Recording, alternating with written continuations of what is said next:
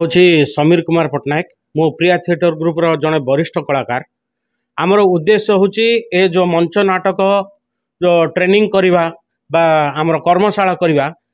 आमे direct cinema रे पलाऊँ direct drama कर दौचु सेमती हेनी आमको बहुत ट्रेनिंग नवा पड़ो बहुत किसी शिखा पड़ो जोड़ा कि शिखिले ही आम आग को बढ़ी पारिबा और भल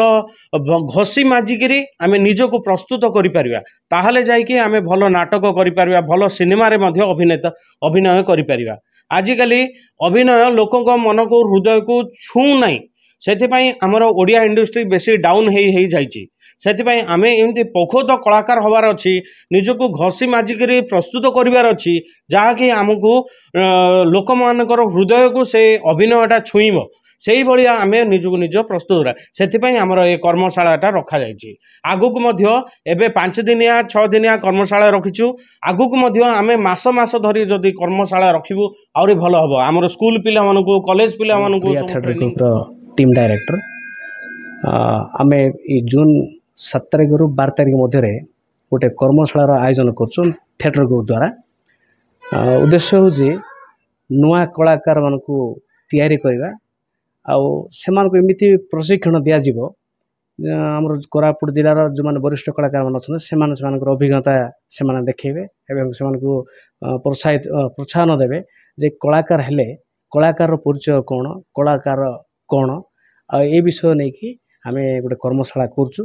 ए नुआ पीढ़ी आम परवर्ती पीढ़ी जमी कला को आग को बढ़े नेबे यह हूँ आम उद्देश्य।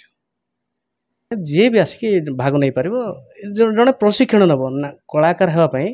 जहाँ जहाँ प्रस्तुति दरकार सेटा आम वरिष्ठ कलाकार से प्रशिक्षण मध्यम अभिनय मध्यम से बुझेबे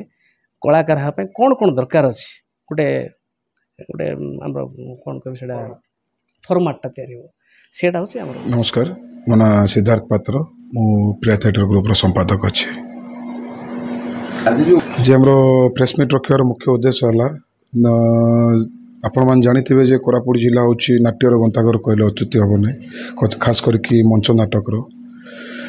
धीरे धीरे देखुं मंच नाटकटा कोरापुट जिले में बढ़ी जावाक बसची से कहीकि आम 7 तारिख रु 12 तारिख पर्यंत गोटे मंच नाटक कर्मशाला रखा जाऊँ आगे आउ मंच नाटकटा खास करके रखाई आमर कोरापुट जिलार आगामी पीढ़ी जमती कि आपड़ देखुवे आप फिल्म लाइन रे बहुत गुड़े आर्टिस्ट मिल जाऊँच आपन को विभिन्न यात्रा लाइन रे आर्टिस्ट मिल जाऊँच किंतु मंच नाटक रे आर्टिस्ट मिलवाटा बहुत कष्ट हो जाऊँगी से कहीकि आम 7 दिनिया कर्मशालाटा रखीचु आ कर्मशाला कोरापुट जिला